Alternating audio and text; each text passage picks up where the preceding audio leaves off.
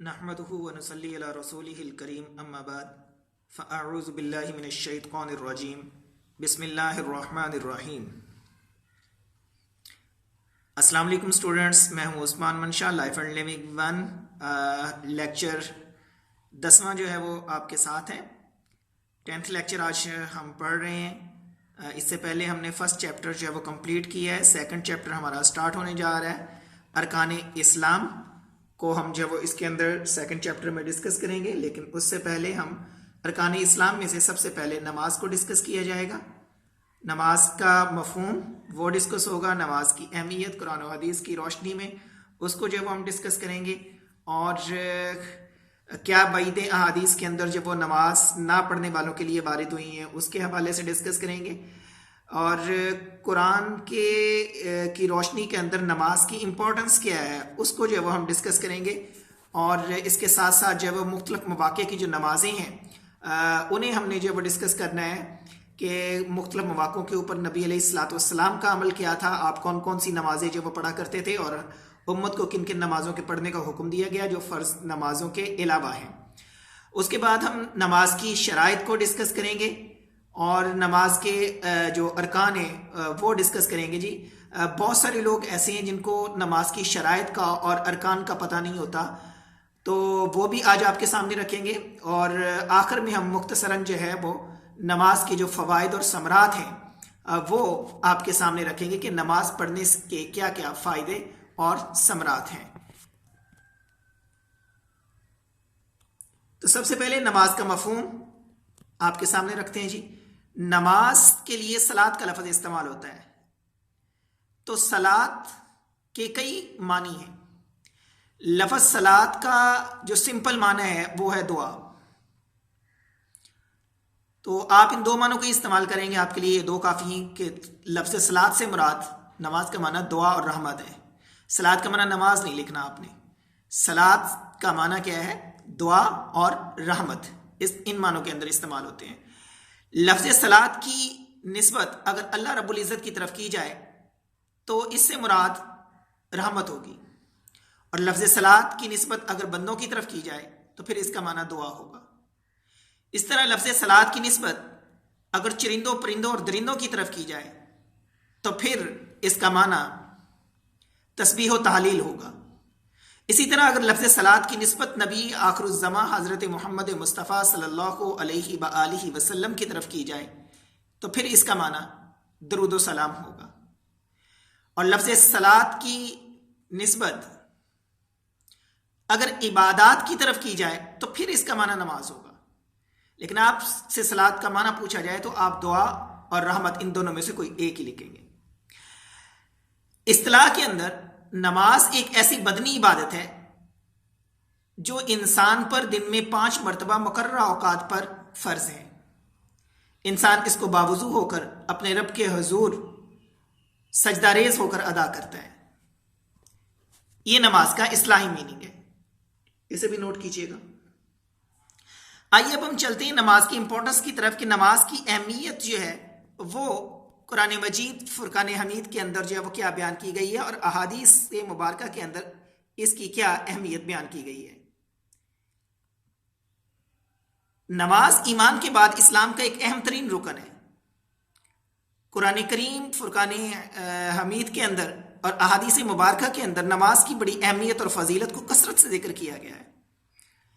نماز کے متعلق اللہ رب العزت نے مومنین سے بڑے بڑے وعدے کیے ہیں، جنات تجری من تحتها الانہار خالدین فیہا ابدا، اور کہیں پہ فقد فاز فوزا عظیما کی خوشخبریاں سنائی گئی ہیں، اور نماز کو ضائع کرنے پر احادیث مبارکہ میں بھی بہت سخت وعیدیں آئی ہیں۔ یہاں تک کہ ایک حدیث میں ہے نبی علیہ الصلوۃ والسلام نے ارشاد فرمایا کہ جو شخص بلا عذر گھروں کے اندر نماز پڑھ لیتے ہیں اور مسجد میں نہیں جاتے، میرا دل کرتا ہے میں ان کے گھروں کو آگ لگا دوں، لیکن مجھے بچوں اور عورتوں کا بوڑھوں کا خیال آتا ہے، اس وجہ سے میں ایسا نہیں کرتا۔ یعنی نبی علیہ الصلوۃ والسلام کو کس قدر غصہ ہے اور کس قدر ناراضگی اس بات کے اوپر کہ جو نماز پڑھتی تو ہیں لیکن بغیر عذر کے گھروں میں پڑھ لیتے ہیں۔ اسی طرح سورہ عنکبوت آیت نمبر 45 کے اندر اللہ رب العزت فرماتے ہیں اتل ما اوحی الیک من الکتاب وَأَقِمِ الصَّلَاةَ إِنَّ الصَّلَاةَ تَنْهَىٰ عَنِ الْفَحْشَاءِ وَالْمُنکَرِ، کہ جو کتاب آپ پر وحی کی گئی ہے اسے پڑھیے اور نماز قائم کیجیے کہ یقیناً نماز بے حیائی اور بری باتوں سے روکتی ہے۔ اب اس تناظر کے اندر دیکھا جائے تو نماز اللہ تعالیٰ نے اس کے اندر ایک خاصیت اور تاثیر رکھی ہے کہ وہ نمازی کو گناہوں اور برائیوں سے روک دیتی ہے، مگر ضروری ہے کہ اس پر پابندی سے عمل کیا جائے اور نماز کو ان کے شرائط اور آداب کے ساتھ پڑھا جائے جو نماز کی قبولیت کے لیے ضروری ہے۔ ہماری جیسی نمازیں ہم نمازیں پڑھتے ہیں وہ قابل قبول نہیں ہیں۔ ایسی نمازیں تو کپڑے میں لپیٹ کر نمازی کے منہ پہ مار دی جاتی ہیں، حدیث ہے۔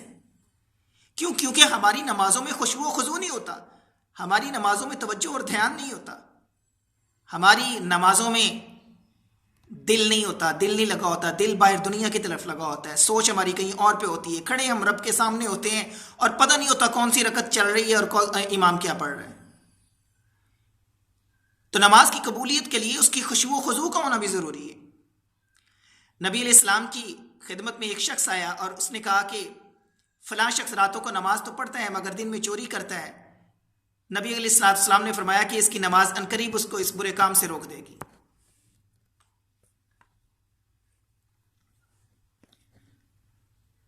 ایک اور حدیث مبارکہ کے اندر آپ علیہ السلام نے فرمایا من ترک الصلاۃ متعمدا فقد کفر، جو شخص جان بوجھ کے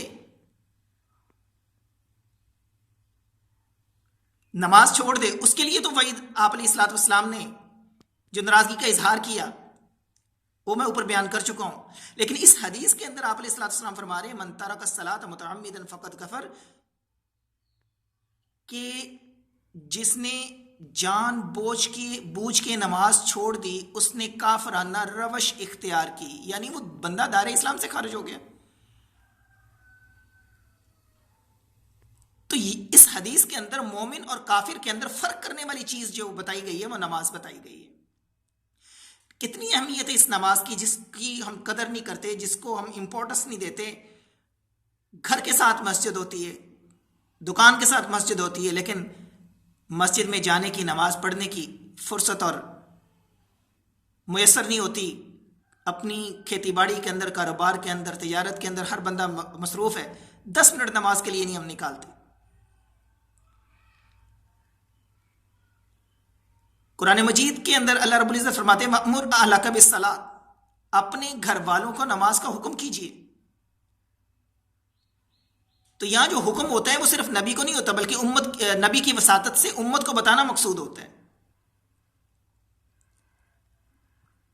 اور سورہ بقرہ آیت نمبر 153 میں اللہ فرماتے ہیں یا ایھا الذین آمنوا استعینوا بالصبر والصلاۃ ان اللہ مع الصابرین، اے ایمان والو صبر اور نماز کے ذریعے سے مدد مانگو۔ یعنی نماز کی بھی تلقین کی گئی ہے لیکن نماز کے ساتھ صبر کی بھی تلقین کی گئی ہے۔ اور پھر آگے فرمایا ان اللہ مع الصابرین، کہ میں اللہ صبر کرنے والوں کے ساتھ ہوں۔ تو اس آیت کے اندر انسان کو درس دے دیا گیا، سبق دے دیا گیا، ایک نسخہ بتا دیا گیا کہ کوئی بھی پریشانی، کوئی مصیبت آ جائے، غموں کے پہاڑ ٹوٹ پڑے اور خوشیاں غموں میں بدل جائیں، حالات بد سے بدتر ہو جائیں، تو بھی مسلمان کو چاہیے کہ وہ اس کے اوپر صبر کا مظاہرہ کرے اور نماز کا اہتمام کر کے اللہ سے تعلق قائم کر کے اللہ سے مدد مانگے، کیونکہ اللہ کا وعدہ ہے وَاسْتَعِینُوا بِالصَّبْرِ وَالصَّلَاةِ، کہ تم مدد طلب کرو، صبر بھی رکھو لیکن نماز کا اہتمام کرو۔ کیونکہ جب کوئی پریشانی، کوئی مصیبت آئے گی تو ہم اللہ کے سامنے رکھیں گے۔ حدیث مبارکہ میں ہے کہ جب کوئی نماز پڑھتا ہے تو وہ اپنے رب سے چپ کے باتیں کرتا ہے۔ تو اس حدیث سے ثابت ہوتا ہے کہ ہم اگر رب سے باتیں کرنی ہے، رب سے معاملات ٹھیک کروانے ہیں تو رب سے تعلق قائم کرنا پڑے گا، اس کے لیے نماز میں آنا پڑے گا، اس کے سامنے جھکنا پڑے گا۔ نبی علیہ السلام ہر پریشانی کے وقت نماز کی طرف متوجہ ہوتے تھے۔ حضرت حذیفہ فرماتے ہیں نبی علیہ السلام کو جب بھی کوئی اہم معاملہ پیش آتا تو آپ فوراً نماز کا اہتمام فرماتے تھے۔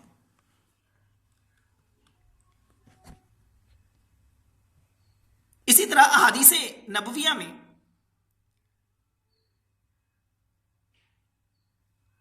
نماز کی اہمیت کی تاکید بہت زیادہ آئی ہے۔ قال النبی صلی اللہ علیہ وسلم، آپ علیہ الصلوۃ والسلام نے ارشاد فرمایا،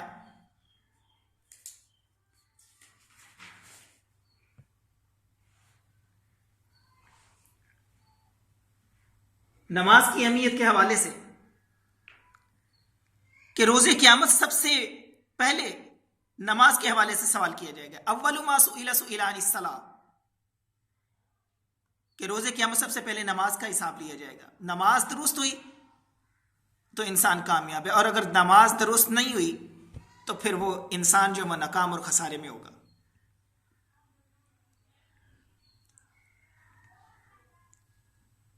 اور طبرانی کی حدیث میں کہ قیامت کے دن سب سے پہلے نماز کا حساب لیا جائے گا۔ اگر نماز اچھی ہوئی تو باقی اعمال بھی اچھے ہوں گے، اور اگر نماز خراب ہو گئی تو باقی اعمال بھی خراب ہو جائیں گے۔ عبداللہ بن مسعود رضی اللہ تعالیٰ عنہ فرماتے کہ میں نے رسول اللہ سے دریافت کیا کہ اللہ کو کون سا عمل زیادہ محبوب ہے؟ آپ نے ارشاد فرمایا، نماز کو اس کے وقت پر ادا کرنا۔ پھر انہوں نے عرض کیا کہ یا رسول اللہ، اس کے بعد کون سا عمل زیادہ پسندیدہ ہے؟ تو آپ نے فرمایا، والدین کی فرما برداری۔ پھر عبداللہ بن مسعود فرماتے کہ میں نے پھر کہا، یا رسول اللہ، اس کے بعد اللہ کو کون سا عمل پسند ہے؟ تو آپ نے فرمایا کہ جہاد۔ تو ان احادیث مبارکہ کی روشنی کے اندر یہ بات تو واضح ہو جاتی ہے کہ نماز کی کس قدر جو ہے وہ اہمیت ہے۔ حضرت عمر، اس کو عمرو نہیں پڑھنا، عمر لفظ ہے، عمر اس طرح کا لفظ ہو، عمر ہو جائے، اس کے آگے واو آ جائے تو اس کو عمر پڑھتے ہیں عربک گرامر کے اعتبار سے۔ حضرت عمر اپنے والد اور اپنے دادا عبداللہ بن عمر بن العاص سے روایت کرتے ہیں کہ رسول اللہ صلی اللہ علیہ وسلم نے ارشاد فرمایا، اپنے بچوں کو 7 سال کی عمر میں نماز کا حکم کرو، 10 سال کی عمر میں نماز نہ پڑھنے پر انہیں مارو۔ تو یہاں بھی اس حدیث سے اندازہ لگا سکتے ہیں کہ 7 سال کی عمر میں نماز کو بچے کو نماز سکھانے کا حکم دیا گیا ہے اور مارنے کا حکم دیا گیا ہے۔ والدین کو حکم ہے کہ جو بچہ 7 سال کا ہو جائے تو اس کی نماز کی نگرانی کرے، 10 سال کی عمر میں نماز نہ پڑھنے پر اس کی پٹائی کرے، تاکہ بلوغت سے قبل نماز کا وہ پابند ہو جائے، اور بالغ ہونے کے بعد اس کی نمازیں فوت نہ ہوں، کیونکہ ایک وقت کی نماز جان بوجھ کر چھوڑنے پر احادیث مبارکہ میں سخت وعیدیں وارد ہوئی ہیں۔ بعض علماء کی رائے کے مطابق تو وہ شخص ملت اسلامیہ سے ہی نکل جاتا ہے، جیسا کہ میں نے پہلے حدیث آپ کے سامنے رکھی، من ترک الصلاۃ متعمدا فقد کفر، کہ جس شخص نے جان بوجھ کے نماز چھوڑ دی اس نے کافرانہ روش اختیار کی۔ حضرت عمر بن خطاب رضی اللہ تعالیٰ عنہ نے اپنے گورنروں کو یہ حکم جاری کیا تھا کہ میرے نزدیک تمہارے امور میں سب سے زیادہ اہمیت نماز کی ہے۔ جس نے نمازوں کی پابندی کر کے اس کی حفاظت کی، اس نے پورے دین کی حفاظت کی، اور جس نے نماز کو ضائع کیا اس نے اس کے علاوہ دین کے تمام ارکان کو ضائع کر دیا۔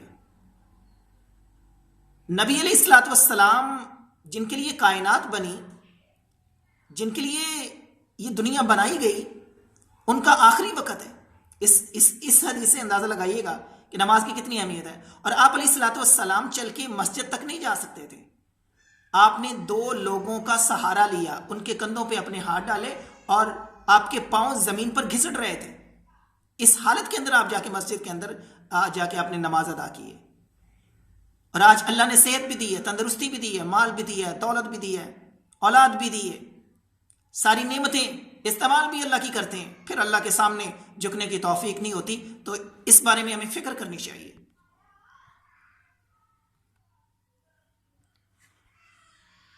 پھر مختلف مواقعوں کے اوپر نبی علیہ الصلوۃ والسلام نے مختلف نمازوں کا اہتمام کیا ہے۔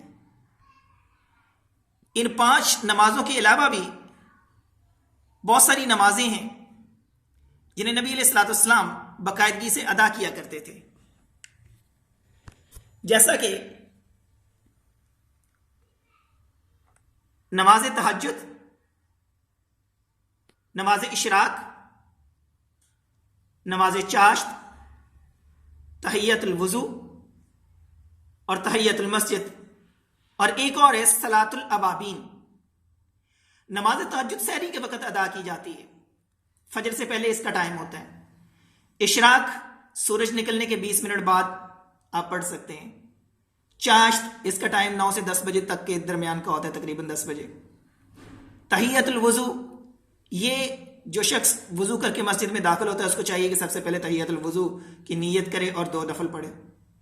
تحیت المسجد، یہ بھی 2 نفل پڑھنے ہوتے ہیں تحیت المسجد کے نام سے۔ اور پھر صلاۃ الابابین، ابابین مغرب کے بعد، مغرب کی نماز ادا کرنے کے بعد پڑھی جاتی ہے۔ تو ان تمام خاص موقعوں کے اوپر نبی علیہ الصلوۃ والسلام توبہ و استغفار کے لیے نماز ہی کو ذریعہ بناتے تھے۔ سورج کو گرہن لگ جاتا یا چاند کو گرہن لگ جاتا یا زلزلہ آ جاتا یا کوئی آندھی یا طوفان آ جاتا، یہاں تک کہ تیز ہوا بھی چلتی، تو مسجد میں آپ تشریف لے جا کر نماز میں مشغول ہو جاتے۔ فاقوں کی نوبت آتی یا کوئی اور پریشانی ہوتی تو آپ مسجد میں تشریف لے جاتے۔ سفر سے واپسی ہوتی تو پہلے آپ مسجد میں تشریف لے جا کر نماز ادا کرتے۔ تو آج ہمارا حال کیا ہے؟ ہم کہاں کھڑے ہیں؟ یہاں آندھی اور طوفان آ جائے ہم کہتے ہیں موسم بہت اچھا ہے، سورج گرہن لگ جائے سارے دیکھنے کے لیے اس کو نکل کھڑے ہوتے ہیں۔ قرآن مجید فرقان حمید کے اندر اللہ فرماتے ہیں وَأَقِیمُوا الصَّلَاةَ وَاسْتَعِینُوا بِالصَّبْرِ وَالصَّلَاةِ وَإِنَّهَا لَكَبِیرَةٌ إِلَّا عَلَى الْخَاشِعِینَ، کہ کوئی پریشانی یا مصیبت آئے تو نمازوں کی ادائیگی اور صبر کے ذریعے اللہ سے مدد مانگو۔ وَإِنَّهَا لَكَبِیرَةٌ إِلَّا عَلَى الْخَاشِعِینَ، یہ چیز، یہ نماز جو ہے یہ بھاری تو لگے گی، مشکل تو لگے گی، لیکن اللہ سے ڈرنے والوں کے لیے کوئی مشکل نہیں ہے۔ اللہ سے ڈرنے والوں کے اوپر وہ بھاری نہیں ہے۔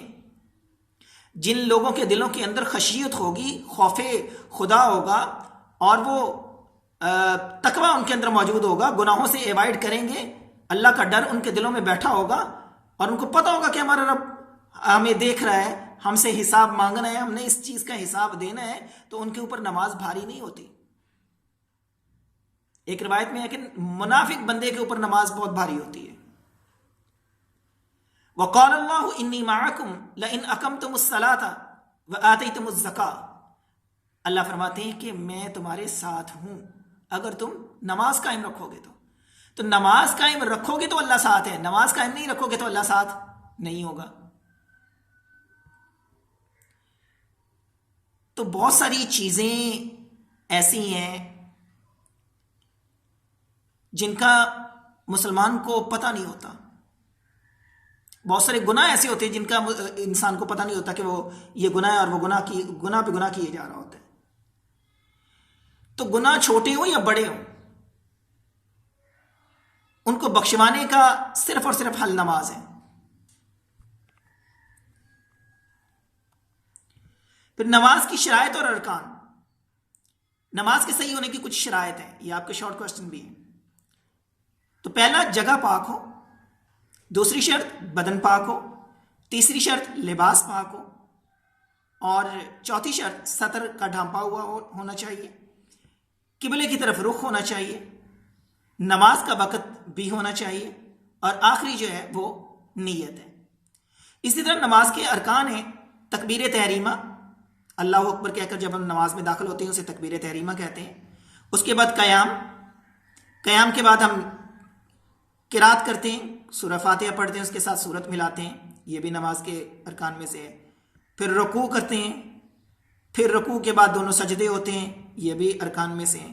اس کے بعد قادہ اخیرہ ہوتا ہے کہ قادہ اخیرہ میں بیٹھ کے ہم جو وہ تحیات پڑھنے کے بعد سلام پھیر کے نماز سے نکل جاتے ہیں۔ تو یہ نماز تھی، نماز کی شرائط اور نماز کے ارکان۔ اب نماز کے فوائد و ثمرات، نماز کے کچھ فوائد بھی ہیں اور ثمرات بھی ہیں۔ سب سے پہلی چیز درس اخوت اور مساوات، کہ نماز جو ہے وہ انسان کو اخوت اور مساوات کا درس دیتی ہے۔ خاص طور پر جیسا کہ جمعہ اور عیدین کی نمازیں ہیں، ان سے مسلمانوں کے اندر اجتماعیت کا شعور پیدا ہوتا ہے۔ انسان ایسے اجتماع کے اندر رنگ، نسل، وطن، طبقاتی امتیازات سے بے نیاز ہو کر وہ شانے سے شانہ ملا کر، کندھے سے کندھا ملا کر جو ہے وہ جوڑ کے کھڑا ہو جاتا ہے. جیسا کہ وہ کیا خوب کہا شاعر نے کہ ایک ہی صف میں کھڑے ہو گئے محمود و ایاس، نہ کوئی بندہ رہا نہ کوئی بندہ نماز. تو جب نماز میں کھڑے ہوتے ہیں پھر امیر غریب کا، چھوٹے بڑے کا، کالے گورے کا کوئی فرق نہیں رہ جاتا. تو یہ مساوات کی ایک عملی مثال ہے نماز. پھر نماز سے قرب خداوندی وہ حاصل ہوتی ہے، اللہ کا قرب حاصل ہوتا ہے. جیسا کہ پہلے بھی میں نے حدیث ذکر کی کہ نبی علیہ السلام کا فرمان ہے کہ جب کوئی بندہ نماز پڑھتا ہے تو وہ اپنے رب سے چپکے چپکے باتیں کرتا ہے. اور پھر نماز سے تقوی حاصل ہوتا ہے انسان کو، وہ نیکی کی طرف راغب ہونا شروع ہو جاتا ہے، گناہوں سے اوائڈ کرنا شروع ہو جاتا ہے. تو جب یہ چیزیں انسان میں پیدا ہو جاتی ہیں، یہ صفات پیدا ہو جاتی ہیں، تو اس کا ایک اور فائدہ ہوتا ہے کہ انسان پاکیزہ رہتا ہے. اور الطہور شطر الایمان، ویسے بھی طہارت کو، پاکیزگی کو نصف ایمان کہا گیا ہے. تو انسان کے اندر پاکیزگی اور طہارت پیدا ہو جاتی ہے، انسان پاکیزہ رہتا ہے، پھر انسان باوضو بھی رہتا ہے. نبی علیہ السلام کی ایک حدیث ہے، آپ نے فرمایا کہ اگر تم رزق تم چاہتے ہو کہ رزق کی تنگی دور ہو جائے، رزق میں برکت چاہتے ہو، رزق کی فراوانی چاہتے ہو، تو باوضو رہا کرو. پھر نماز ہمیں آداب معاشرت بھی سکھاتی ہے. لوگ مسجد کے اندر جاتے ہیں، بیٹھتے ہیں، گفتگو کرتے ہیں، چلتے ہیں، پھرتے ہیں، تو وہاں پہ داخل ہونا، بیٹھنا، گفتگو کرنا، چلنا اور پھرنا اور ملنا اور ملانا، نماز باجماعت کی ادائیگی سے آداب مجلس اور آداب معاشرت کی تربیت ہوتی ہے. اور آخری چیز کہ نماز ذریعہ مغفرت بھی ہے، گناہوں کو بخشوانے کا ذریعہ ہے نماز. ایک آخری حدیث اس ضمن میں ذکر کر کے میں بات کو ختم کرتا ہوں کہ نبی علیہ السلام ایک مرتبہ ایک درخت کے پاس کھڑے تھے، تو آپ نے اس درخت کی ٹہنی کو ہلایا جس سے اس کے پتے جھڑنے لگے. تو آپ کے پاس ایک صحابی موجود تھے، آپ نے صحابی سے کی طرف مخاطب کر کے ارشاد فرمایا کہ اے صحابی، جب آدمی 5 وقت وضو کر لیتا ہے اور نماز پڑھتا ہے تو اس کے گناہ ایسے جھڑ جاتے ہیں جیسے یہ پتے درخت سے جھڑ رہے ہیں. تو دعا ہے کہ اللہ رب العزت ہمیں 5 وقت کا نمازی بنائے، 5 وقت کی نماز پڑھنے کی توفیق عطا فرمائے اور اس پر پابندی سے عمل کرنے کی توفیق عطا فرمائے. وآخر دعوانا ان الحمد للہ رب العالمین، والسلام.